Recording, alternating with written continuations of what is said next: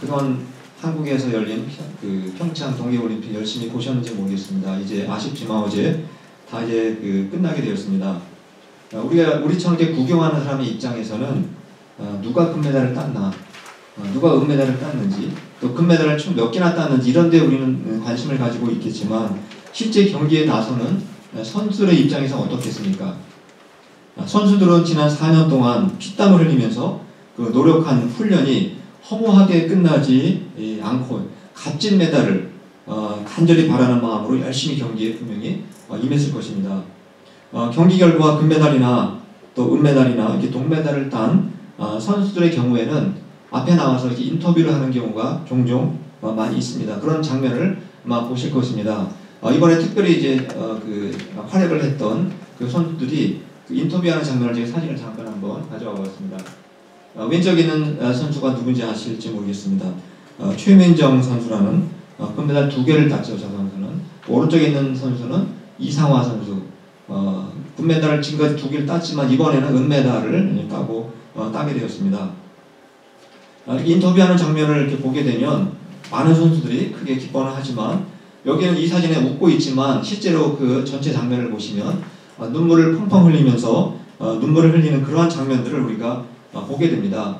이렇게 기쁜 자리에서 왜 그들이 이렇게 눈물을 흘리는 거라고 생각을 하십니까?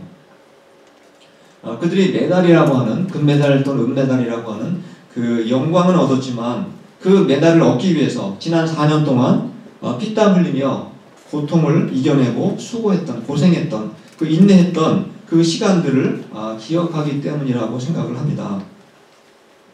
만약에 우리가 나중에 천국에 올라가서 천사들이 저희들을 아마 환영하고 영접하면서 만약에 여러분들 앞에 마이크를 들이대고 인터뷰를 한다면 어떻겠습니까? 어떤 모습을 보여드릴 것 같습니까?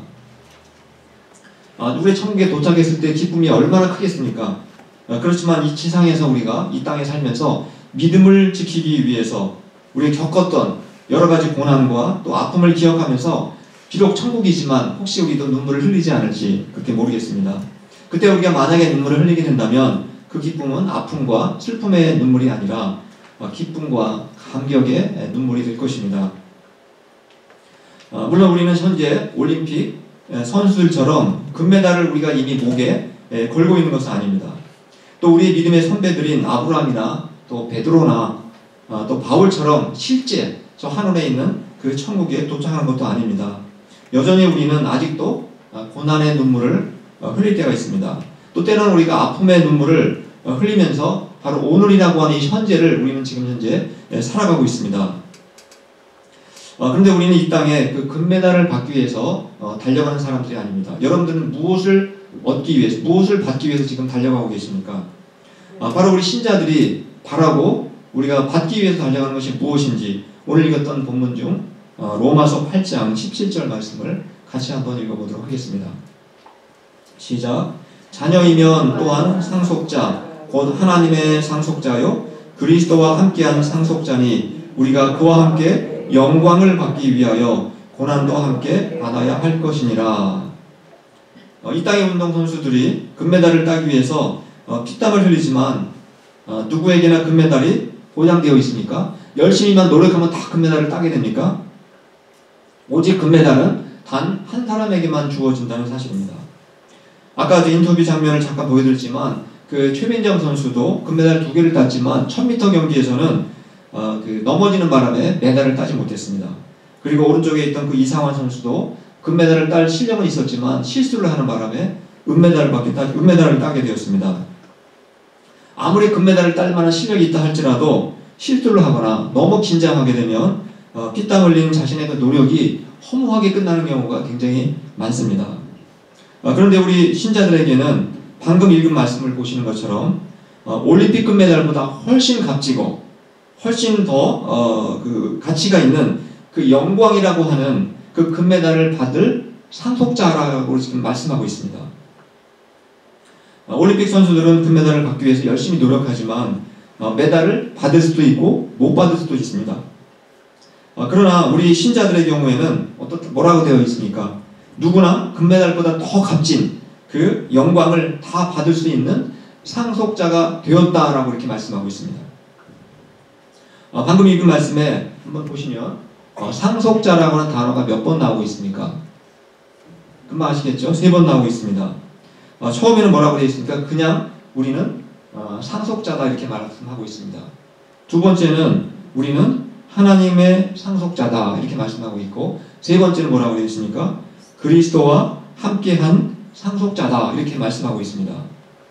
즉 우리는 금메달보다 더 값지고 더 귀한 그 하늘의 영광을 반드시 받게 된다는 것입니다.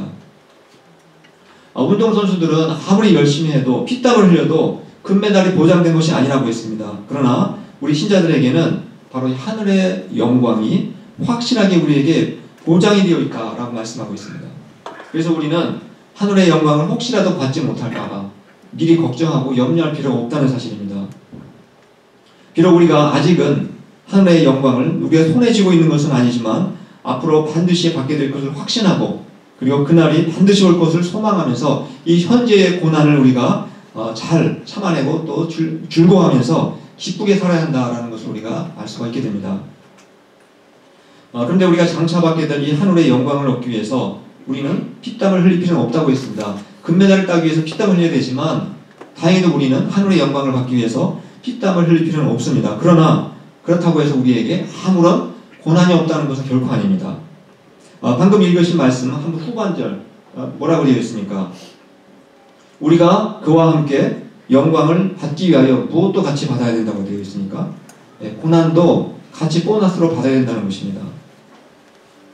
우리가 살면서 고난을 받을 수도 있고 또 고난을 받지 않을 수도 있다라고 말씀하지 않았습니다. 고난을 받아야 한다는 것입니다. 누구나 예외 없이 다 고난을 받게 된다라고 말씀하고 있습니다. 그런데 우리가 겪는 고난의 종류는 굉장히 많다고 우리는 생각할 수가 있습니다. 여러분들은 지금까지 살아오시면서 어떤 종류의 고통과 어떤 종류의 고난을 받아보신 것 같습니까? 우리가 고난을 받게 되는데 여러 가지 이유가 있겠지만 첫 번째 이유는 무엇이라고 생각하십니까? 우리가 고난을 받는 첫 번째 이유는 우리 몸이 연약하기 때문에, 그래서 우리가 고난을 받는 경우가 참 많습니다.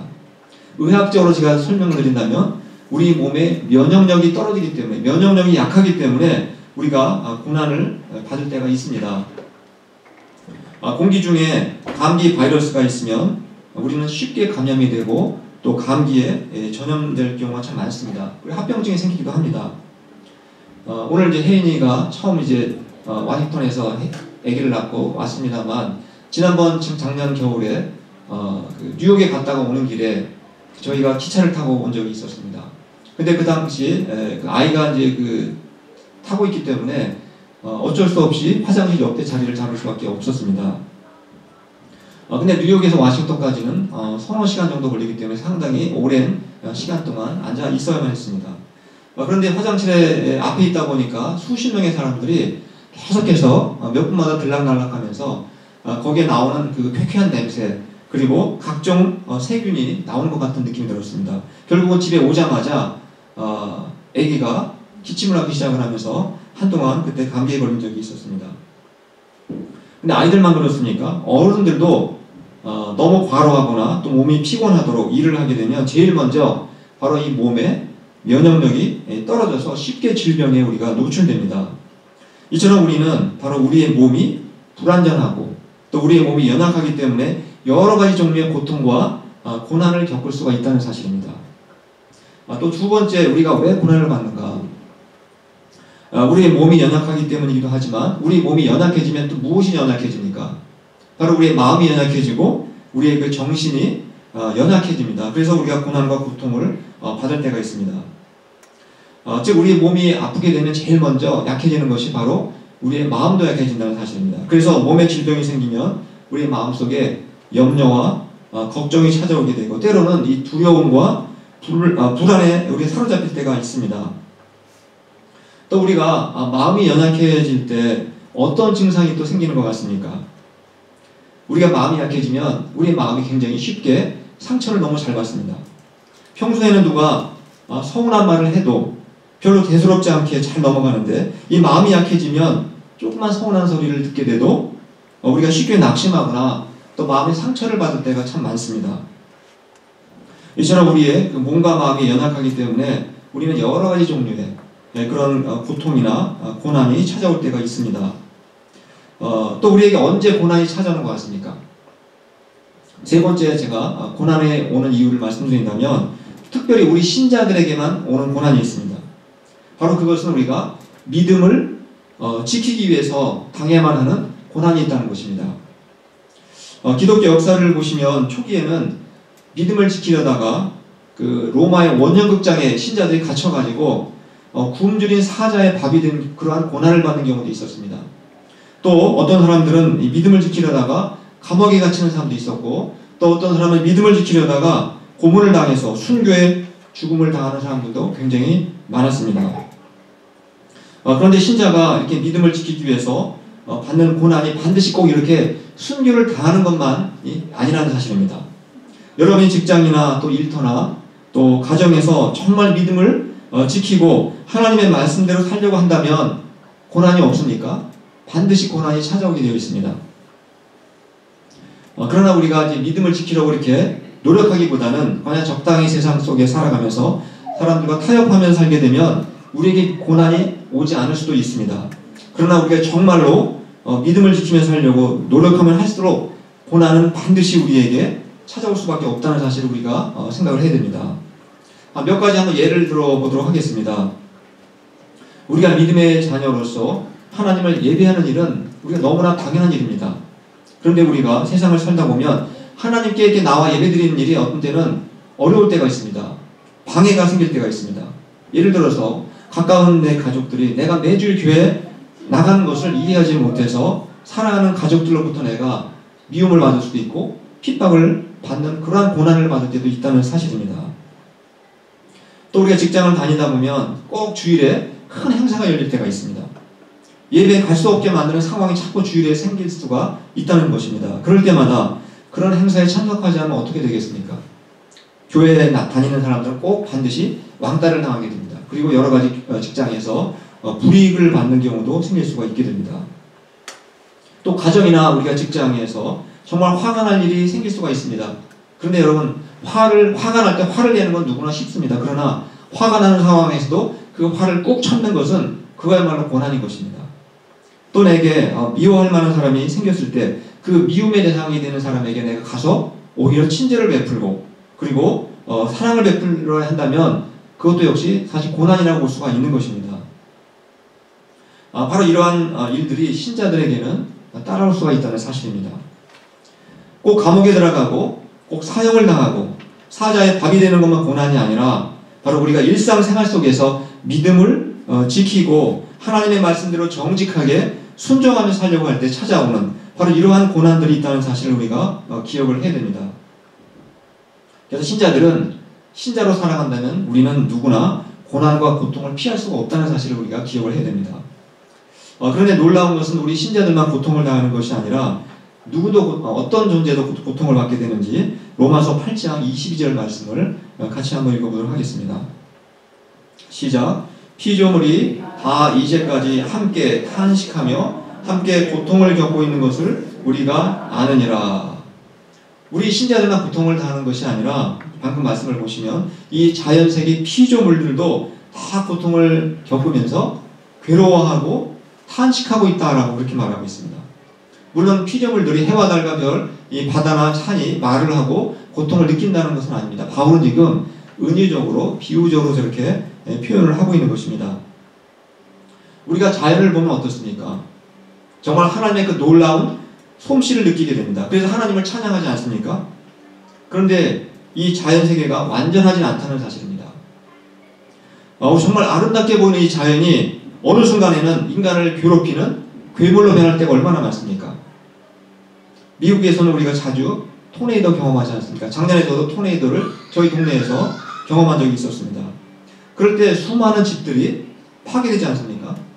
또 허리케인 때문에 한 마을이 완전히 파괴될 때가 있습니다. 또 화산이 폭발해서 어느 날 도시 하나가 갑자기 사라질 때가 있습니다.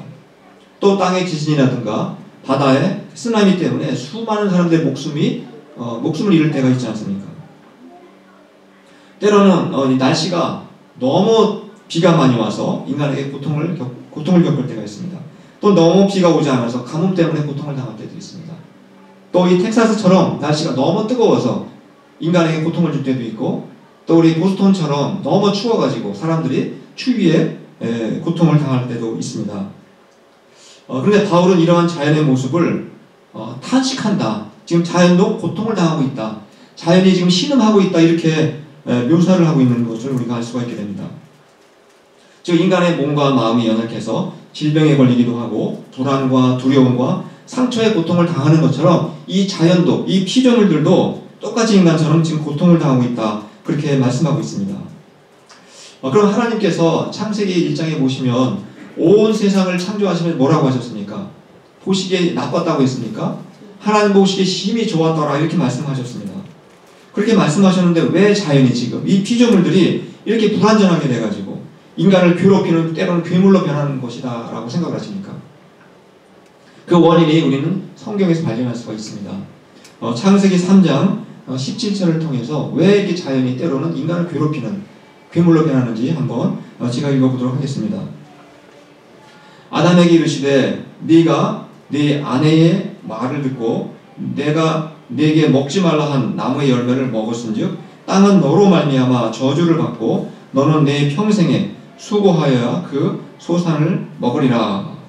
이 자연세계, 이 피조물이 불완전하고 오히려 인간을 괴롭게 만드는 그 이유가 어디에 있다고 했습니까? 이 피조물에게 책임이 있습니까? 그것이 아니라 오히려 인간의 범죄 때문이다 라고 말씀하고 있습니다. 아담과 하와가 범죄한 이후에 이 피조물들이 다 저주를 받았다는 것입니다. 그래서 오늘 말씀처럼 모든 피조물들이 지금 고통을 겪고 있다는 겁니다. 인간처럼 똑같이 고통을 겪고 신음을 하고 있다는 것입니다. 그런 과정에서 우리 인간이 자연으로부터 그런 또 고통을 겪기도 한다는 것입니다. 저는 가끔 텔레비에서 이 자연에 대한 그런 다큐멘터리 같은 걸 가끔 보기도 합니다. 그리고 특별히 제가 좋아하는 프로그램 중에 하나가 바로 동물의 세계입니다. 이 동물들이 어떻게 살아가는지 그런 것들을 관찰하는 것이 굉장히 흥미가 있어서 가끔 보게 됩니다. 여러분들은 이 동물의 세계와 같은 그러한 그 다큐멘터리를 보실 때 어떤 생각이 드십니까? 너무나 멋있고 다 아름답고 좋아만 보입니까? 동물들 사이에 보면 서로 쫓고 쫓기고 또 죽고 죽이는 피비린내 나는 이 전쟁터와 같은 바로 그러한 모습들을 우리가 동물의 세계를 보게 되면 발견할 수가 있게 됩니다. 너무나 잔인하고 그런 피비린내 나는 모습을 우리가 자주 보게 됩니다. 근데 하나님이 이 세상을 처음 창조하실 때도 그랬다고 생각하십니까? 결코 그렇지 않았습니다. 하나님께서 피조물을 처음 만드실 때에는 모든 것이 조화롭고 평화롭고 완전했습니다. 그러나 피조물들이 인간의 범죄로 말미암아 저주를 받아서 이제는 이 피조물들이 고통을 겪고 있다는 것입니다. 탄식하고 있다는 것입니다. 그래서 인간을 괴롭히고 인간에게 고통을 주고 서로 죽고 죽이는 전쟁터가 아니라 이 자연도 이 피조물도 정말 평화롭고 그리고 조화로운 원래의 창조의 모습을 다시 회복하고 싶어 한다는 겁니다. 간절히 그것을 기다리고 있다는 것입니다. 그럼 여러분들은 언제 그러한 일이 발생할 것 같습니까? 언제 이 자연세계가 평화롭고 조화로운 세계로 바뀌게 될 거라고 생각을 하십니까? 바로 그 말씀에 대한 해답이 로마서 8장 19절에 기록이 되어 있습니다. 같이 한번 읽어보도록 하겠습니다. 시작. 피조물이 고대하는 바는 하나님의 아들들이 나타나는 것이니. 지금 하나님의 아들들이 나타나는 그날이 되면 이 모든 피조물들이 어떻게 된다고 했습니까?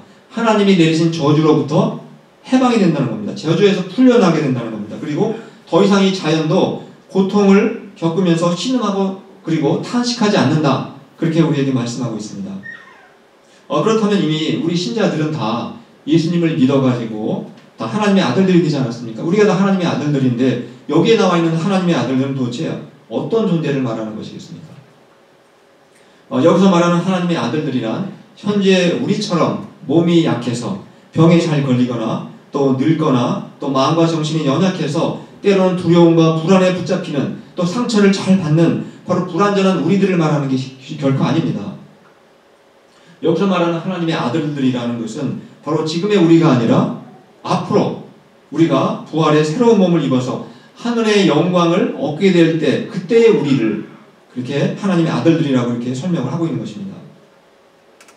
아까 설교 초반에서 우리가 이 땅에 금메달보다 우리는 훨씬 값지고 영원한 하늘의 영광을 우리가 받게 될 거라고 말씀을 드렸습니다. 바로 우리가 하늘의 영광을 받아서 부활의 새 몸을 갖게 될 때, 그때 비로소 이 자연세계가 고통에서 벗어나서 원래 창조의 목적이 맞는 그런 아름다운 모습으로 회복이 된다는 것입니다. 바로 그 말씀을 여기서 하나님의 아들들이 나타냈다라고 이렇게 표현을 한 것입니다. 우리는 이미 지금까지 말씀드린 것처럼 우리는 이미 믿음으로 하나님의 자녀가 된 사람들입니다. 또 하나님의 아들들이 이미 된 사람들입니다. 그리고 하나님의 상속자로서 이미 확정이 되었고 그리고 부활의 새 몸이라고 하는 영광을 받게 될 날을 반드시 우리에게 찾아오게 될 것이다 라고 말씀을 드렸습니다. 그리고 심지어 이 피조물들도 우리가 완전한 하나님의 아들, 불완전한 천재와 같은 우리의 모습이 아니라 완전한 하나님의 아들들로 변화될 그 날을 고대하면서 지금도 간절히 기다리고 있다는 것입니다. 근데 아까 초반에 뭐라고 말씀드렸습니까? 우리가 그 날이 올 때까지 우리에게 고난이 없어지지 않는다는 것입니다. 우리에게도 고난이라는 것이 계속 그러나 보너스로 우리에게 주어진다는 사실을 말씀을 드렸습니다. 우리 신자들도 피조물처럼 하루속히 이 고난과 고통에서 벗어나게 될 그날을 우리가 고대하고 있지만 그러나 우리도 어쩔 수 없이 그날이 올 때까지는 이 고난이라고 하는 그 터널을 통과를 해야 한다는 사실입니다. 누구도 피할 수가 없다는 것입니다. 그럼 여러분도 우리가 무엇을 고민해야 되겠습니까?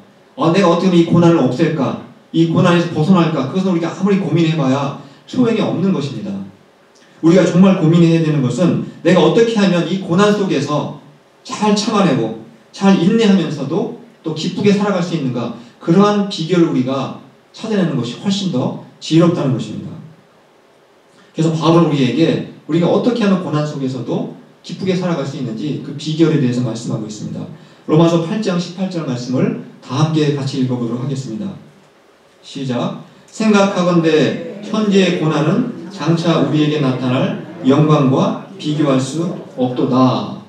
제가 항상 설교 말씀의 제목을 성경 구절에서 따온다고 했습니다. 오늘 주보에 보시면 바로 이 설교의 제목을 제가 바로 이 구절에서 따온 것입니다. 즉 설교 제목이 뭐죠? 현재의 고난, 나타날 영광. 바로 여기 나와 있는 단어들입니다.